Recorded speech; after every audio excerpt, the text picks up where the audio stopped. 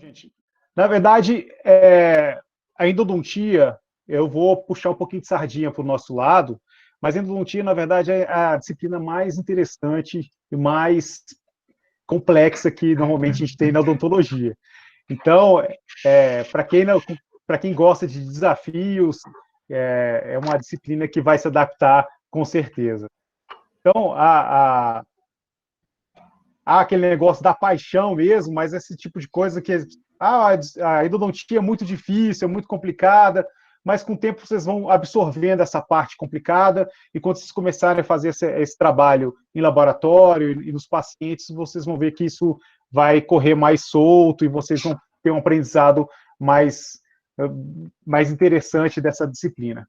Bom, o que a endodontia ela engloba? Ela é exatamente essa parte da odontologia que ela mexe exatamente com a polpa dental. O que é a polpa dental? É um tecido que fica dentro do dente. Vocês já devem ter estudado em outras disciplinas, histologia e etc., sobre essa parte da polpa, e é exatamente o estudo da endodontia. Endo, dentro, dontia, dente. Então, nossa parte, inclusive a American Association of Endodontics, que fala aqui, a gente mexe exatamente com a etiologia, diagnóstico, prevenção, tratamento das injúrias da polpa e dos tecidos perirradiculares. O que significa basicamente isso? Eu sempre falo para meus pacientes que eu sou um especialista em dor de origem dentária, porque é exatamente essa polpa que ela dá, tem inervações e vascularizações dentro dessa polpa que realmente causam a dor dental, tá? A dor de dente, que é pavorosa. Para quem já sentiu uma dor de dente, sabe que é uma coisa que o pessoal compara com dores do parto, por exemplo. Então, eu não tive nenhuma das duas dores, mas a dor do parto realmente deve ser uma coisa muito complicada para ser comparado com a dor dentária. Rapaz, a polícia está chegando aí. É aqui perto. É no agarrão, é ambulância. A ambulância? Deixa eu Ainda fechar meu bem. microfone aqui. Não pode... Bom, essa é a definição do CFO sobre a endodontia, tá? Que tem todas as especialidades, é uma especialidade já muito antiga, a endodontia. Então, o que compreende as áreas da endodontia, que é exatamente essa parte de procedimentos conservadores da vitalidade pulpar, procedimentos cirúrgicos da cavidade pulpar, cirúrgicos paraendodônticos, a gente lida com traumatismos dentários. Então, na verdade, a endodontia engloba tudo.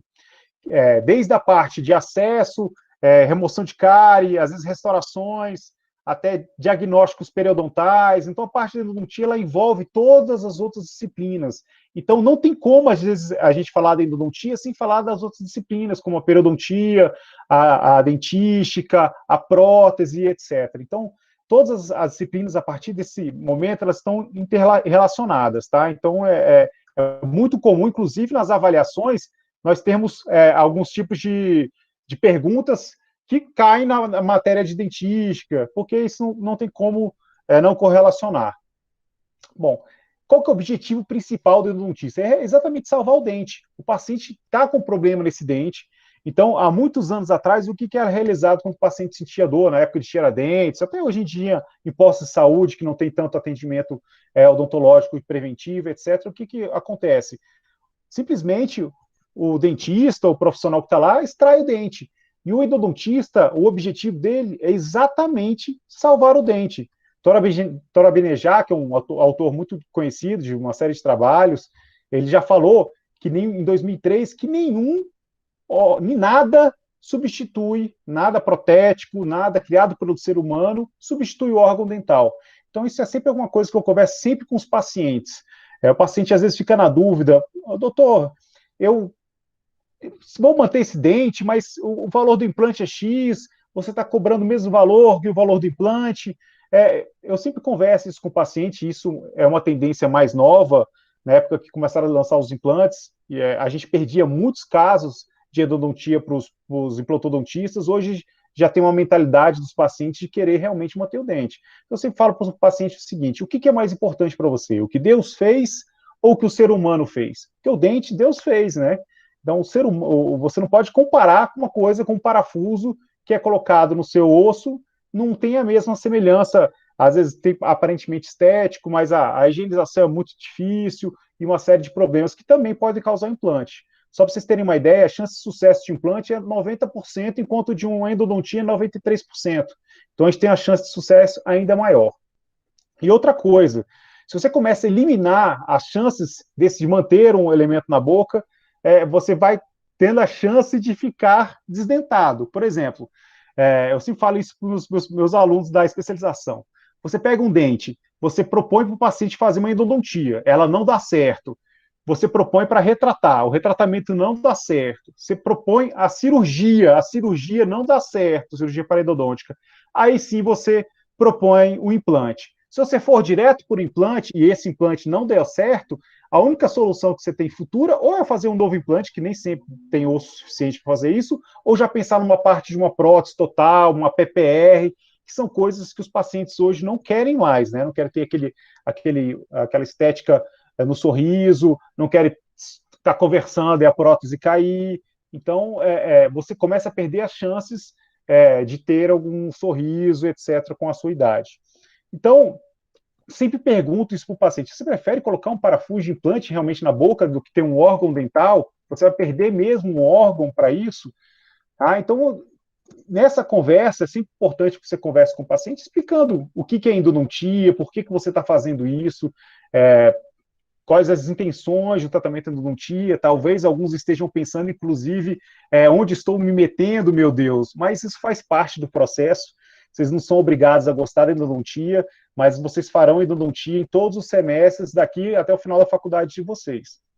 Então, é uma intenção que a gente tem na faculdade de desenvolver todas as habilidades básicas nos alunos. Então, o tratamento endodôntico a gente tem que desenvolver no aluno. Está certo que muitas faculdades não preza por fazer o aluno procedimentos durante a graduação, mas lá no Uniceplac a gente tem uma mentalidade diferenciada de fazer o aluno trabalhar mesmo, que ele saia realmente habilitado da graduação para poder atender em consultórios, etc. Então, eu conheço vários amigos que têm consultórios grandes, né? Meu consultório é pequeno, não funciona desse jeito, mas colegas que têm consultório grande sempre gostam de contratar alunos formados no Uniceplac, que a gente sabe que são alunos que têm uma mão muito boa. Tá? Então, sempre indico para vocês, sempre equilibrarem a parte da teoria e da prática, para vocês se formarem mais hábeis possivelmente, né?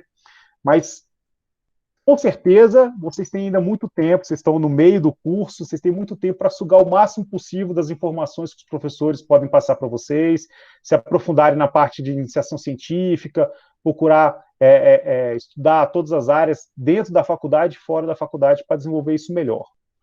Aí, falando novamente da American Association of Endodontics, que é a Associação Americana de Endodontias, tá? E que a gente preza muito as colocações da American Association of Endodontics.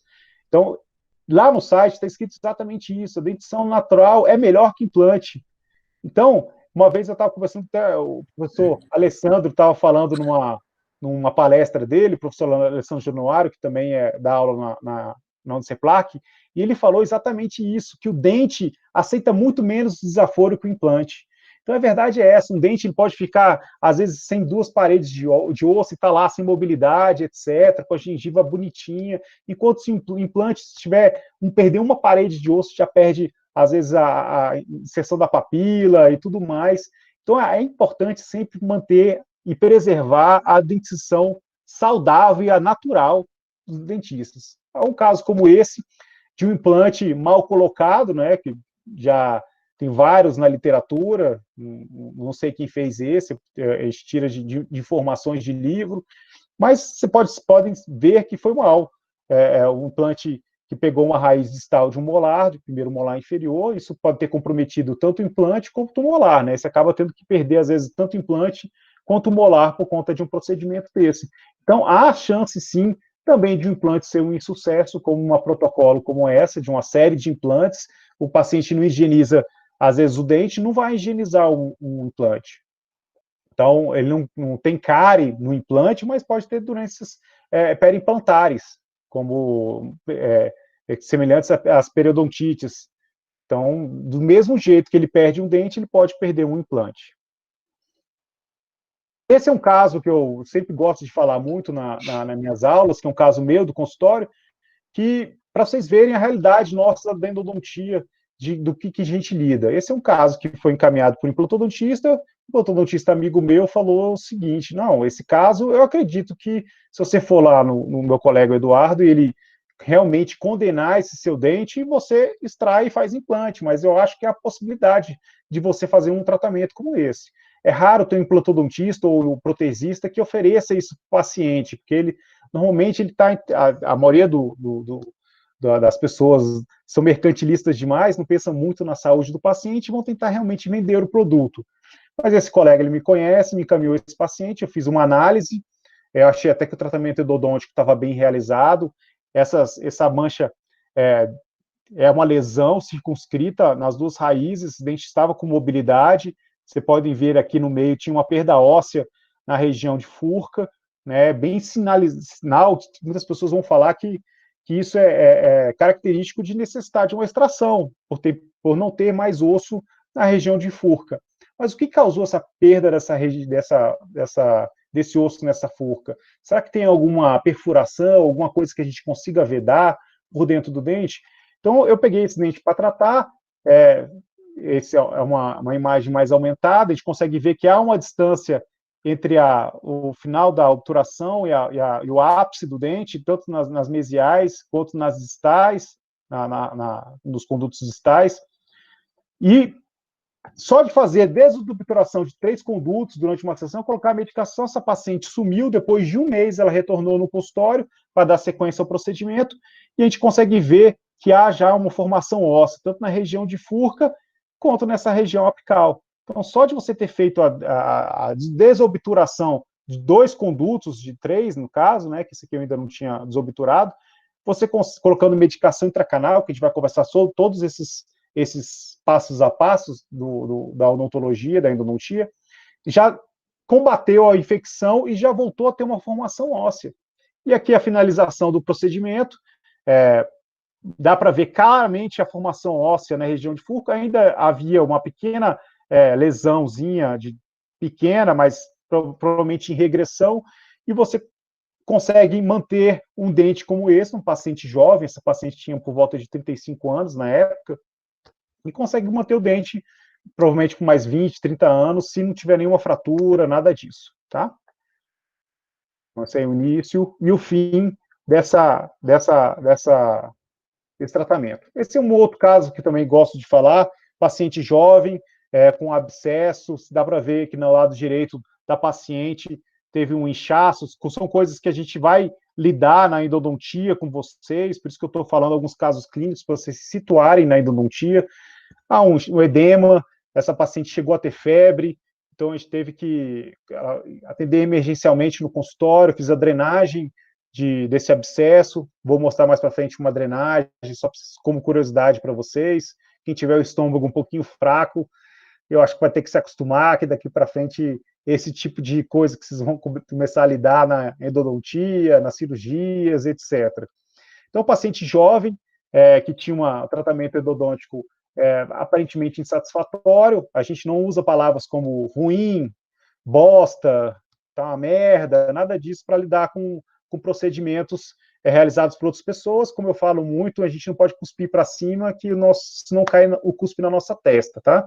Então a gente usa palavras como satisfatório e insatisfatório, se você for uma pessoa com ética, né? Se você não for uma pessoa com ética, você pode usar outros tipos de palavras, outros tipos de xingamento, mas não é o que eu quero que vocês comecem a trabalhar. Então, é um tratamento endodôntico insatisfatório, que havia uma lesão aparentemente ainda não difusa, né? O professor Cleomar até pode depois complementar isso aí. Nessa imagem, eu não acredito que ainda esteja difuso, apesar de ser um abscesso agudo de uma paciente jovem. Foi feito o acesso, a desobturação e em 2 sessões foi finalizado o caso. Claro que é um raio-x. Na época de 2016 eu ainda fazia radiografia como era feita lá na faculdade, através de revelador e fixador. Hoje em dia, lá no consultório é só com sensor. E a gente faz um acompanhamento, tá? Em pouco tempo depois, há uma formação óssea, e essa paciente ela não tem mais sintomatologia nenhuma, e essa aí já é com sensor. Vocês podem ver a diferença, né? Em dezembro de 2016, eu ainda não tinha sensor. Em Em janeiro de 2017, já tirei com sensor a diferença de qualidade de imagem, né? A gente consegue ver o trabeculado ósseo, tudo isso bonitinho, cortical, lâmina dura, e tudo isso que vocês aprenderam magistralmente com o professor Cleomar. Bom, esse caso também é um caso que a gente consegue manter o dente, que o paciente chega totalmente satisfeito, querendo já extrair, porque está sentindo dor, eu falo muito nas aulas de diagnóstico, o diagnóstico ele começa quando o paciente entra no consultório e você já vê ele meio prostrado, meio triste, meio desanimado, com a mão no rosto. A gente consegue já fazer um diagnóstico inicial a partir do momento que a gente bate o olho no paciente. Tá? Então, esse é um desses tipos de paciente. Bom, esse é um caso clínico só como curiosidade, a gente não vê nada de alterado nessas imagens, além dessa imagem circunscrita ao ápice aqui. Esse paciente ele não tinha aparentemente nenhuma cárie presente, tinha uma restauração de metal de amálgama MOD rasa, não era profunda. Então, a gente começa a ver uma diferenciação de achatamento da câmara pulpar, que ela não é uma câmara pulpar muito desenvolvida, apesar de ser um paciente jovem, e você começa a ter uma série de desconfianças. Mas o que pode ter causado a endodontia nesse caso? O que pode ter causado? Não tem cárie? Será que foi trauma? Então, a gente tem que trabalhar muito a parte de diagnóstico com vocês, se vocês chegarem lá na frente, pegarem alguns casos como esse e poderem diagnosticar sem ter nenhum problema para poderem tratar. Basicamente, esse caso, a dentística deve falar muito para vocês, teve uma trinca na distal, tá? Essa linha aqui, vinda dessa parte distal de amálgama, tem uma trinca que comunicou essa parte mais externa com a parte da câmara pulpar, inicialmente causando uma pulpite no paciente. Essa polpa foi a necrose, ela morreu, a necrose, e deu essa lesão periapical, que foi necessário o tratamento endodôntico. Então, Eduardo, por que você tirou essa foto? Para mostrar para o paciente? Sim, para mostrar para o paciente, por que causou esse problema no meu dente? Ele precisa saber, então eu fiz essa foto com o microscópio no consultório para ele poder enxergar uma das causas que poderia ter sido realmente a expansão desse metal, desse amálgama, causando essa trinca e comunicando com a polpa e causando esse problema. Tá? Essa aí é uma imagem desse mesmo caso, que eu verifiquei se essa trinca ela não fazia parte também do assoalho. Esse é o assoalho da câmara pulpar, tá? Então, ele é brilhante, assim, às vezes por meio acinzentado. Então, uma coisa que eu considero muito bonita de se ver, quando eu faço os acessos, eu fico realmente encantado com esses assoalhos, que são coisas de pintura mesmo, de quem é endodontista e apaixonado pelo que faz mesmo. Então, dá para ver claramente que é um molar inferior, né? A gente vai trabalhar essa parte de anatomia com vocês também, tá? Uma revisão dessa parte. Esses são condutos mesiais, tá? No primeiro molar inferior, normalmente são 2 condutos mesiais e um conduto na distal, sendo 2 raízes, né? Uma raiz mesial e uma distal. Então, quer dizer que tem 2 condutos em uma raiz só? Sim, tá? Então, a gente tem vários casos da literatura de 2, 3, 4, 5 condutos numa raiz só. Tá? Isso varia muito anatomicamente. As pessoas me perguntam, qual que é a maior dificuldade da endodontia, Eduardo? A maior dificuldade da endodontia é a anatomia interna, que a anatomia interna é extremamente variável, tá, pessoal? Então, eu acho isso, inclusive, umas coisas mais interessantes, são difíceis, mas interessantes. Que eu pego um paciente que às vezes eu vou fazer um dente 13 e eu vou fazer, de repente, um 23, eu sei que eles são totalmente diferentes. Então, a anatomia interna ela pode ser semelhante, mas o comprimento é diferente, a curvatura da raiz é diferente. Então, isso eu acho a graça da endodontia, porque não é uma coisa que você consegue ficar maçante ou entediante. Então, isso eu considero uma das coisas mais bacanas na endodontia. Então, esse é o caso final desse paciente, tá? Também molares, né? Essa é uma demonstração para vocês de como os pacientes chegam para a gente na urgência da faculdade. Tá? Então, são pacientes carentes, que às vezes têm problemas endodônticos, nesse caso, um premolar inferior. Essa mãozinha delicada aí é minha mesmo, tá? Demonstrando para os alunos como é que faz uma drenagem de um abscesso. O paciente, primeiro caso, quando ele chega com um abscesso como esse, a gente tem que fazer uma drenagem para poder aliviar a pressão desse dente, para depois abrir e fazer a desinfecção interna, e colocar medicação intracanal, que são os passo a passo que a gente vai conversar nos próximos semanas e aulas com vocês. tá? Então, isso aí é uma curiosidade, quem tiver um coração meio nojo das coisas, espero que... Deixa eu tirar só...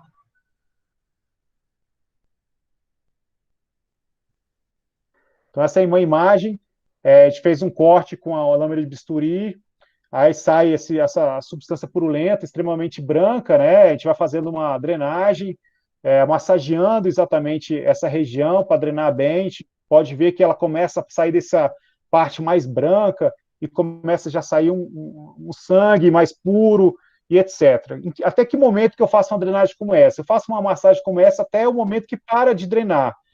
Porque você tirando essa pressão, você, na hora que se for abrir o paciente já sente um alívio na hora. Você faz esse corte, nesse corte, claro que eu anestesio a mucosa ali, eu não faço corte com lâmina de bisturi sem anestesiar, tá? Eu faço uma pequena anestesia na mucosa, faço o corte, vou fazendo massagem até parar de drenar.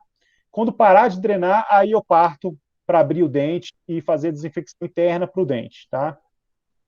Então, Uma até cobertura de antibiótico prévia, né, Eduardo? Isso, exatamente. A gente sempre tem que trabalhar com principalmente pacientes que a gente lida lá na faculdade, são pacientes mais idosos, ou com alimentação precária, alguma coisa do tipo, a gente tem que fazer uma cobertura de antibiótico, por isso que a gente pede sempre, às vezes, os alunos nas urgências terem esses antibióticos até na faculdade para poder prescrever previamente para o paciente lá, de repente, 1 hora antes do procedimento e poder agir sem causar nenhum problema de endocardite bacteriana e etc. nesses pacientes.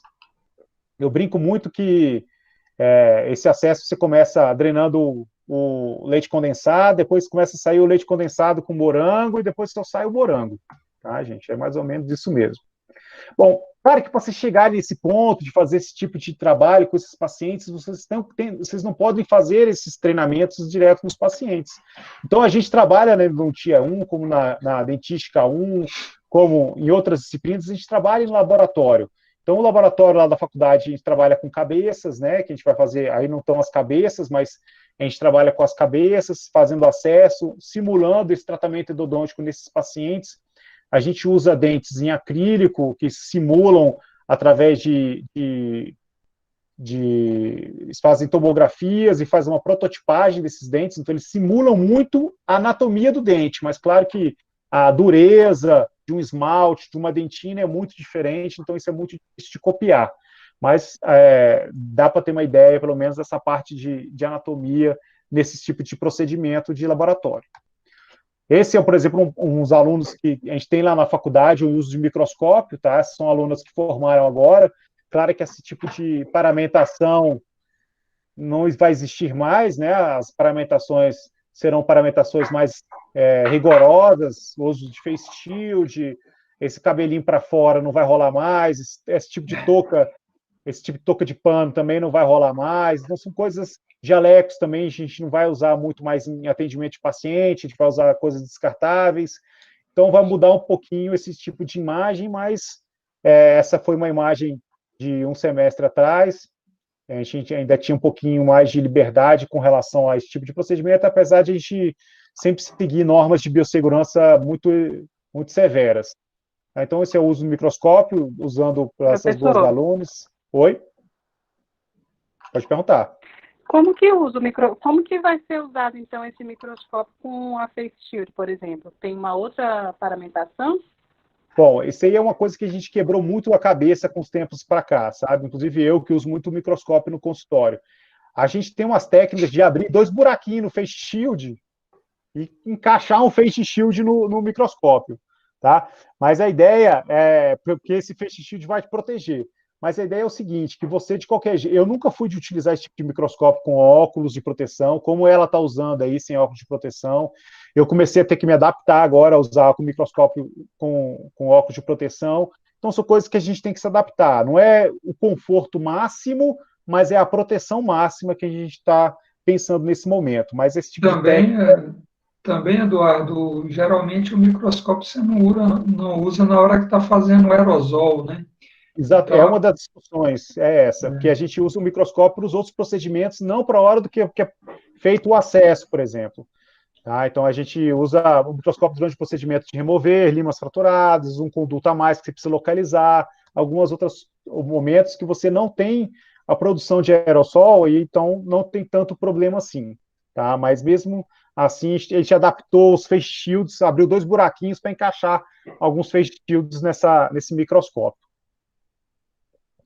Bom, como é que funciona a endodontia para a gente chegar exatamente no passo a passo, que a intenção, com certeza, de vocês é o sucesso para alguns de vocês que estão falando aí, talvez seja o sucesso de o paciente não sentir dor, para outras pessoas seja o paciente pagar, para outros sejam você chegar com comida em casa, para outros seja você comprar fralda para os seus filhos. Então, para você chegar nesse sucesso na endodontia, no caso, você tem que passar por uma série de passos a passos para poder angariar exatamente essa parte. Então, a gente sempre começa com a parte do diagnóstico. O diagnóstico é a primeira parte, como eu falei, o paciente já chega no consultório, você já começa a pensar em diagnóstico, a gente vai diferenciar essa parte de diagnóstico pulpar da parte de diagnóstico periapical, então são 2 aulas diferentes, para não ser muito pesado para vocês, que essa parte de diagnóstico é extremamente importante, e eu falo muito isso para os alunos. O diagnóstico é como se fosse juntar peças de quebra-cabeça,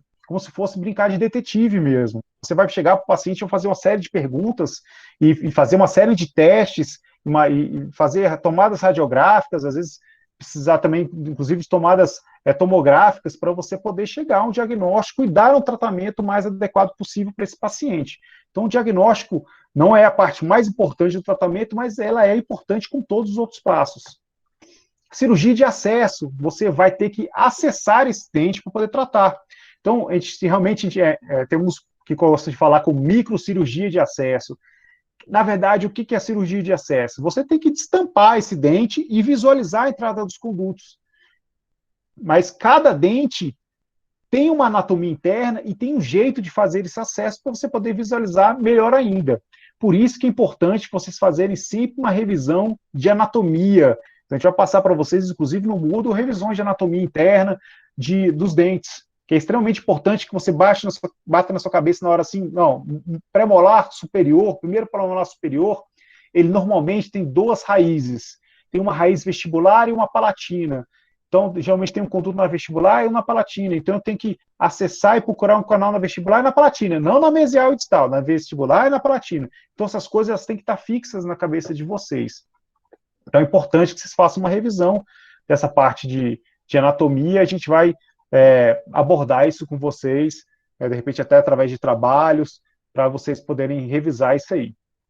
Preparo biomecânico. Esses condutos, às vezes, ou eles estão contaminados, ou estão com a polpa viva dentro, ou vocês precisam alargar esses condutos, porque são, às vezes, na finura de um cabelo. Então, esse preparo, a gente tem que ampliar esse conduto, eliminar as bactérias mecanicamente desde dentro desse conduto, desde a entrada do conduto até a parte mais apical, que é a saída do forame do dente. Então, esse é o preparo. Já falando separadamente, a gente tem que fazer uma desinfecção química, limpeza mesmo, usar produtos como se fossem limpeza do chão. O que a gente usa lá na faculdade, hipoclorito de sódio, que é um parente da quiboa, e para exatamente desinfectar internamente esse dente. A gente não faz esterilização de dente. O único jeito de você fazer uma esterilização de dente é arrancar o dente do paciente, colocar na autoclave e botar para esterilizar. É o único jeito de você esterilizar um dente, gente. O resto a gente desinfecta um dente através dessas substâncias químicas. Logicamente, esse dente vai estar isolado, isolamento absoluto, né, com aquele lençol de borracha e um grampo, e você vai fazer a desinfecção. Na faculdade, a gente preconiza o uso de medicação intracanal, que é uma medicação, às vezes, antibacteriana, antibactericida, que a gente coloca dentro do conduto, à base de hidróxido de cálcio, que a gente preconiza, entre as sessões, para poder eliminar mais ainda essas bactérias, aumentando as chances de sucesso. Depois a gente vai vedar esse dente. Então, todos esses procedimentos fazem parte das aulas, né, que vocês vão ter, que o professor Cleomar vai acrescentar para vocês no Moodle.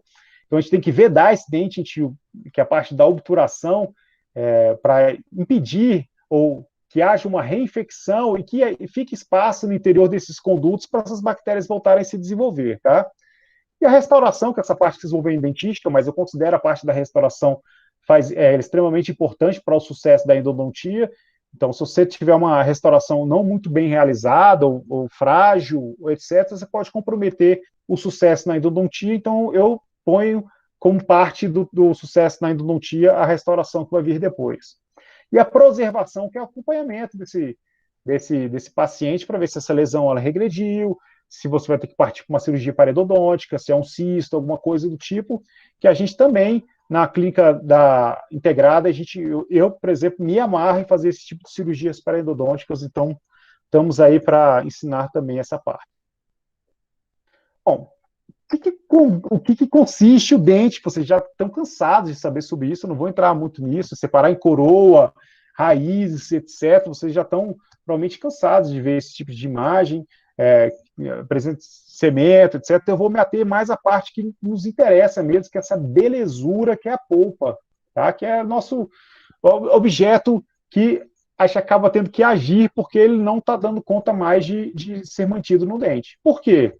Tenta imaginar uma coisa. Qualquer coisa que vocês batem na sua pele e inflama, causa um edema e há um maior fluxo sanguíneo para essa região, resolve o tipo de problema e ele volta ao normal, o edema, em qualquer outro local. Tenta imaginar dentro de um dente, no meio de paredes inelásticas, duras, um tecido como esse, tendo que inflamar ou aumentar o fluxo sanguíneo. Não tem espaço. Então, o que começa a acontecer é o seguinte: tem uma agressão à polpa, que eu vou falar mais pra frente, a maior parte das agressões da polpa são traumas, etc., mas a maior parte das agressões da polpa são provenientes de cárie. Começa a agredir essa polpa, começa a ter um fluxo sanguíneo um pouco maior, entrando mais sangue dentro desse dente, não tem espaço para esse sangue entrar mais e começa a entrar em falência. Esse fluxo sanguíneo começa a causar, pressionar as terminações nervosas da polpa e causar uma dor excruciante nesses pacientes. Eles falam, às vezes, até que não, estou sentindo até o coração batendo na boca, é uma dor insuportável. Quem teve dor dentária sabe que é uma dor insuportável. Então, o que é a polpa dentária? É esse tecido conjuntivo frouxo, ricamente vascularizado e inervado. Esse é o termo que geralmente a gente fala muito, em todos os livros eles falam desse jeito. Então, quer dizer que ele tem, nesse pedacinho, nessa tripinha aí de carne, tem vascularização e inervação? Sim. Tá? Então, é isso aí. Claro que é um tecido conjuntivo frouxo, como tem vários tecidos conjuntivos no nosso organismo, tá? Então, a composição de matriz extracelular, etc., que compõe essa polpa, e a origem dela, a gente até fala que a dentina é filha da polpa, né? Que a gente até brinca na hora da formação, não sei quem que deu a parte de histologia para vocês, eu não sei se abordaram essa parte na parte de anatomia dentária, mas a gente vai dar uma pincelada sempre na endodontia sobre isso. Então, eles têm, eu não gosto de falar muito disso, porque eu tive um péssimo professor de histologia na época da faculdade, viu, gente? Horrível. Tudo que eu aprendi na vida mesmo, de histologia. Porque o meu professor era muito horrível, horrível. As aulas eram dadas em transparência. Ele colocava as transparências naqueles negócios de transparência e a gente ficava lendo transparência na aula, era horrível. E claro que isso é há 20 anos atrás, né, gente? Mas era horrível. Então, eles têm a mesma origem embrionária, a dentina e a polpa, então tem a mesma origem, tem uma série de vídeos, inclusive vou passar um, que mostra esse desenvolvimento.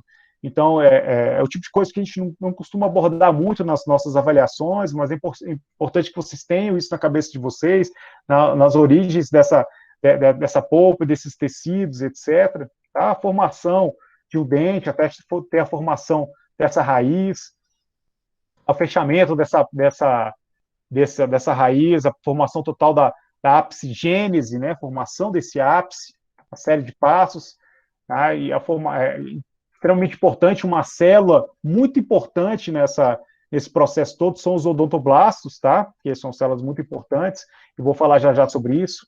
Esse é um vídeo bem rapidinho do desenvolvimento, esses vídeos eu posso até passar para vocês depois, não sei se eu consigo carregar eles no Moodle, mas tem uma série desses vídeos que mostram a formação exatamente da boca, dos dentes e etc., porque às vezes a gente tem uma imagem, não consegue muito imaginar como é que funciona isso, né, num negócio tão pequeno, começa a ter esse desenvolvimento, as fases de formação, campânula, botão e etc. Deixa eu beber uma aguinha aqui que eu estou falando demais.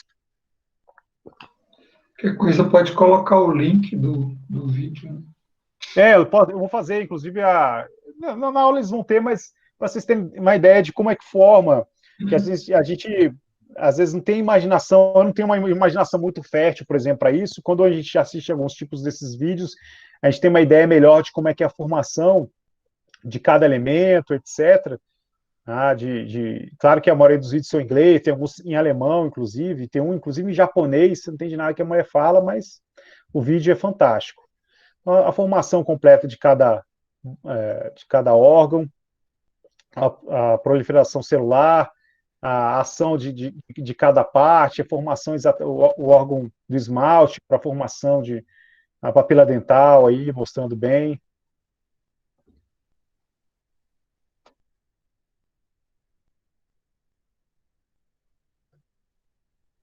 Aí começa a desenvolvimento dessas a evolução até formar o órgão e depois até formar, inclusive, as raízes e o fechamento das raízes, tudo isso acontece nesse procedimento.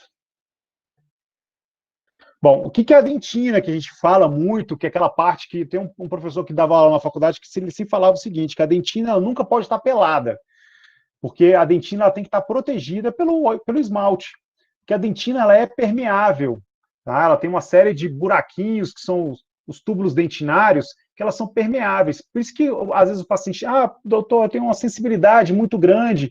O que aconteceu para ter essa sensibilidade? Uma série de coisas pode ter acontecido, desde trincas, até erro de escovação. Você faz uma escovação muito abrasiva e há uma descência dessa gengiva, exposição dos túbulos dentinários, esses túbulos dentinários sendo expostos, eles causam uma sensibilidade, né, ao frio, às vezes ao calor e etc. Eu vou falar por que é mais ao frio do que ao calor, já, por conta da inervação. Então, essa dentina a parte que não pode ficar desprotegida, ela tem 70% de material inorgânico, 10% de água e 20% de matriz orgânica. Ela é, sim, cheia de buraquinho, que a gente vai falar sobre isso, que são dentro desses túbulos dentinários tem prolongamentos odontoblásticos que dão sensibilidade, que são prolongamentos para dar sensibilidade ao frio e ao calor nesses dentes. Então, tem uma série de tipos de dentina, de acordo com as dentinas que são fisiológicas, que são depositadas durante toda a vida, e tem as dentinas também que você vão ver muito isso em dentística, mas são as dentinas reacionais, causadas por injúrias, como, por exemplo, às vezes, nessa aula eu não vou colocar isso não, mas há uma agressão por cárie, há uma formação de dentina exatamente para o organismo tentar vedar esses túbulos dentinários que nem sempre essa cárie ela chega a ter contato com a polpa para danificar a polpa. Os túbulos dentinários, eles têm um maior diâmetro nessa parte mais próxima à polpa e de menor diâmetro quando está mais próximo ao esmalte. Então, por isso que a sensibilidade ela vai aumentando a partir do que você vai entrando mais na dentina. Vocês estão entendendo isso? Por isso que uma restauração, às vezes, muito rasa, que está sendo feita no paciente, o paciente não sente tanta dor, porque os túbulos dentinários eles são bem pequenininhos nesse ponto. Quanto mais você vai aprofundando nessa dentina, esses túbulos dentinários são maiores, tem maior prolongamento odontoblástico nessas regiões e aumenta a sensibilidade. Então, esse tipo de...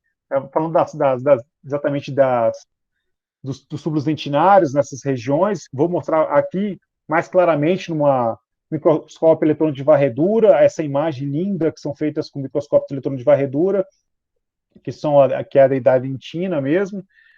Tá? Esse é um microscópio eletrônico de varredura, exatamente é o Léo, que eu trabalhei lá em Piracicaba, quando eu fiz o meu mestrado.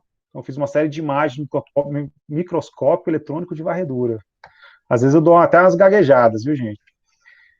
Essa é uma imagem por exemplo, de paciente falar, eu tenho sensibilidade, o que quer dizer essa sensibilidade que eu sinto? Por que eu sinto essa dor? Por que quando eu coloco a unha próxima ali do pé do dente, eles têm mania de falar pé do dente ali, né?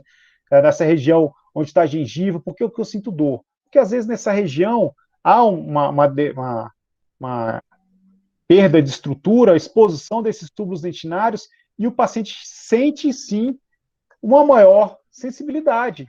E como é que funciona isso? Como é que funciona esse esquema dessa dor?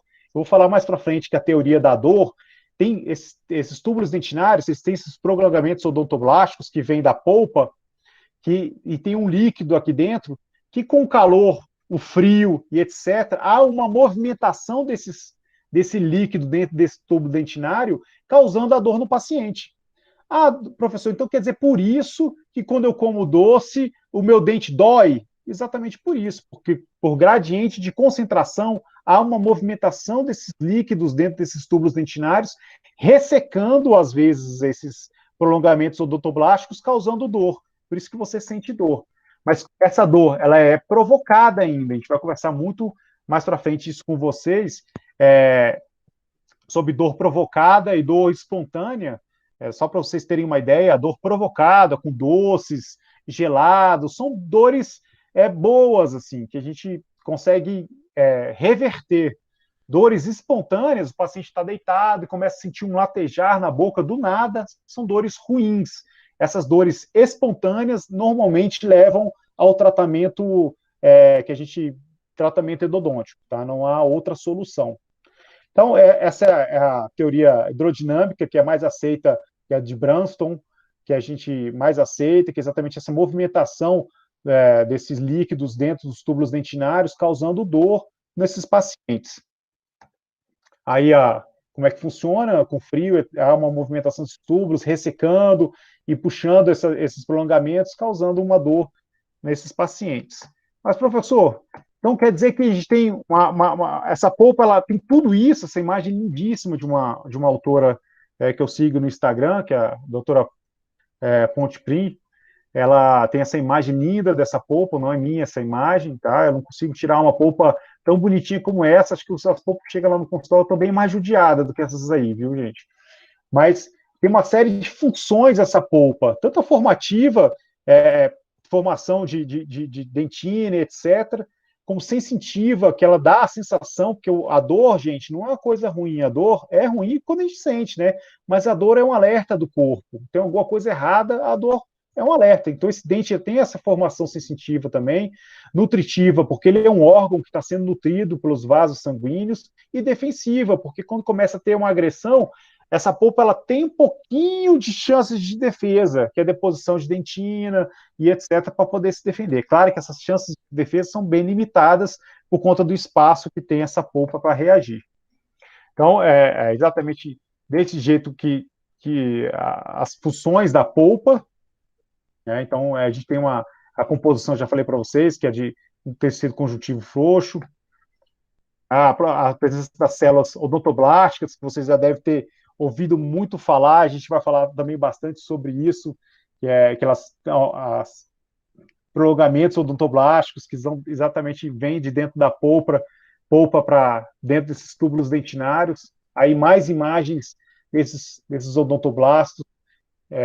Os prolongamentos odontoblásticos são esses fiozinhos que penetram dentro da dentina, dos túbulos dentinários. A vascularização também, há vascularização dentro dessas polpas, claro que são microvascularizações, às vezes até quando há uma pulpite, que é uma inflamação da polpa, a gente abre o dente e começa a sair sangue, como se fosse uma hemorragia. É um órgão dental, então a gente tem que sempre tratar desse jeito, tanto que alguns consideram o endodontista um microcirurgião neural, alguma coisa do tipo, que a gente mexe com uma coisa muito pequena que tem tudo isso. Bom, essa parte de inervação é extremamente importante, que você sabe por onde é que vai entrar essa inervação, né, que é exatamente pelo forame, para inervar esses dentes, através do gânglio trigeminal, separando as ramificações. Isso é extremamente importante, inclusive, para vocês saberem para a questão de anestesia, como é que eu vou anestesiar, se eu vou fazer uma infiltrativa, se eu vou fazer uma técnica de bloqueio. Geralmente é um dos traumas dos alunos é a primeira anestesia, né, que a gente acaba desenvolvendo na endodontia 2, trabalhando com os alunos, os que têm interesse, né, a treinar às vezes até no um no outro, na endo 2, a gente tem feito isso, eu e o professor Cleomar, já alguns semestres. E provavelmente seremos nós dois, né, Cleomar, semestre que vem novamente na Endo 2. Tudo continuar como sempre foi. Então, essa aí é extremamente importante saberem isso na cabeça sobre essa vascularização dessa parte, que são vasos sanguíneos muito pequenos, capilares, extremamente pequenos, né? É uma região muito pequena, e tem essa inervação, que é extremamente importante a gente definir isso para vocês. Tem basicamente dois tipos de inervações de fibras aí dentro. É uma fibra mais interna, que são essas fibras em C, tá? Então prestem muita atenção nisso, que essas fibras mais internas são as delta C. E as fibras mais externas são a fibras A. As fibras mais externas, elas são mielínicas. Eu não sei se vocês lembram muito disso. As fibras mielínicas, elas são de condução mais rápida. E as fibras amielínicas são de condução mais lenta. Então, essas fibras mais externas, que as fibras tipo A, elas são mais relacionadas às dores com frio. Então, a condução é mais rápida. Então, quando você coloca um gelo no dente do paciente, estimula exatamente esse tipo de fibra mais externa, que tem condução mais rápida, e o paciente já relata dor de imediato. Quando é com calor, você tem que fazer um estímulo muito maior para que essa onda de calor chegue mais interno nessas fibras em C e causam essa dor no paciente. Então por isso que às vezes é mais raro a dor ao calor do que ao frio? Sim, porque para sentir a dor ao calor, a parte mais externa das fibras tipo A, ela já tem que estar comprometida. Aí as duas tipos de fibras. Eu não sou muito fã de ficar exigindo dos alunos decorar esse tipo de fibras e etc., mas é importante que seja dado isso para vocês com relação à sensibilidade, etc., da teoria hidrodinâmica da dor, inclusive. E as fibras mais internas, mais profundas, que são as tipo em C, tá? Que são das dores mais difusas e mais lentas. Por onde entram essas maravilhosas terminações nervosas? Por esses pequenos buraquinhos que se chamam os forames. Os dentes têm forames, foraminas e etc. Nem sempre ele tem um forame por raiz. Às vezes tem mais de um forame, mais de um foraminas, etc. Estou pedindo aí para você ir um pouquinho mais devagar, acho que. Gente, isso é só uma introdução, gente.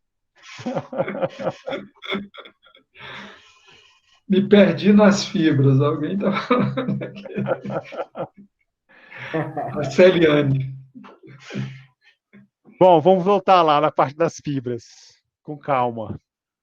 Tá? Isso aí a gente vai abordar novamente depois, tá? É só uma introdução para dar uma bagunçada na cabeça de vocês através das teias criadas pela pandemia em vocês. Então, a gente quer bagunçar um pouquinho a cabeça de vocês. A intenção nossa nunca foi entupir de matéria no primeiro dia, mas a ideia é exatamente bagunçar um pouquinho a cabeça de vocês, para vocês falarem assim, agora o trem tá começando de vez. Então é exatamente isso. Agora é a parte séria, a parte divertida da odontologia vai começar agora, gente. Vocês se preparem. Então a parte mais difícil e mais divertida.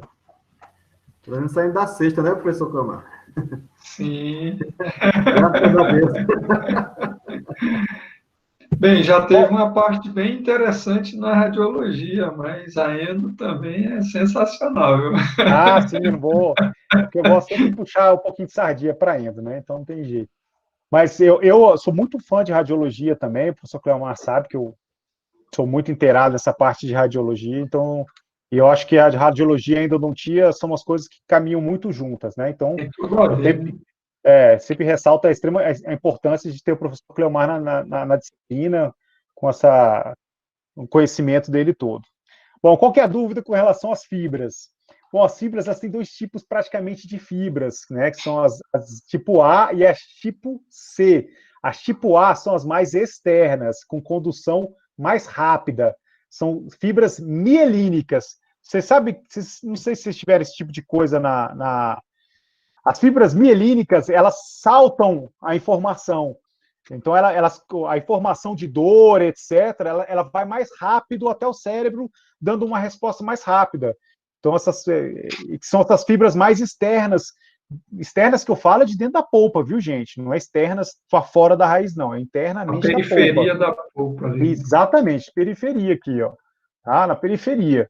E as mais internas são essas tipo C, que são amielínicas. Então, a condução é mais lenta. Então, para você fazer um estímulo, por exemplo, de calor nesse paciente, você tem que fazer um estímulo, esperar,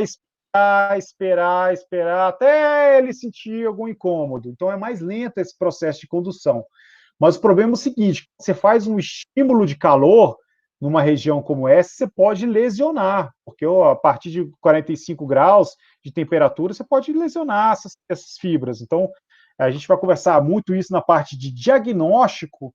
A gente faz muitos diagnósticos através de testes com frio.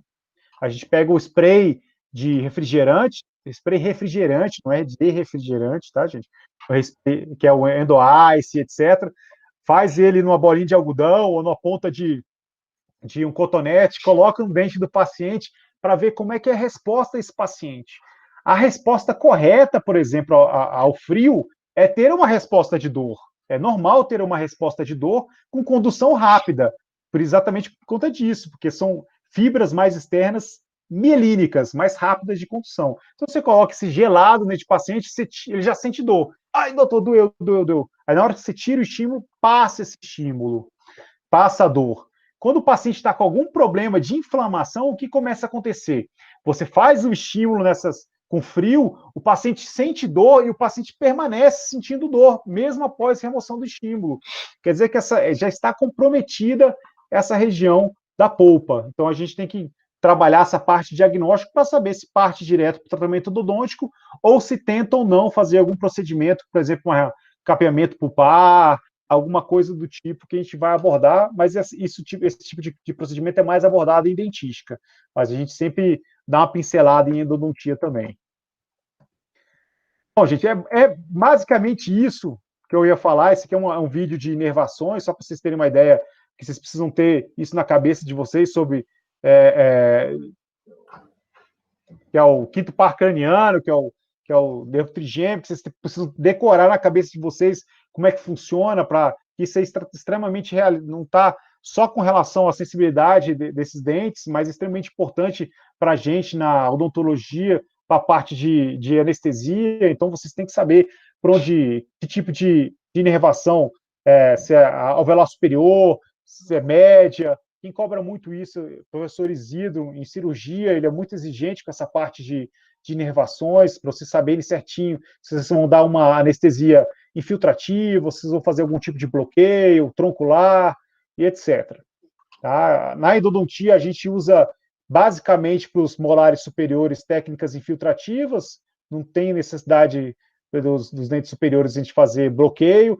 Na parte inferior, a gente sempre trabalha com bloqueio do nervo alveolar inferior, né, que a gente vai nessa região aqui, onde junta exatamente o lingual, o bucal e o alveolar inferior, para poder anestesiar essas regiões. Então, a gente trabalha muito com bloqueio do nervo alveolar inferior. São técnicas um pouco mais complexas, mas que são treinadas na faculdade, e a gente tem esperança de desenvolver com vocês até o final da Endodontia 2. Gente, é só para uma ideia inicial de como é que funciona tudo isso, tá, gente? Então, é uma introdução de voadora, na verdade, né? Mas é uma introdução à endodontia, isso tudo aí.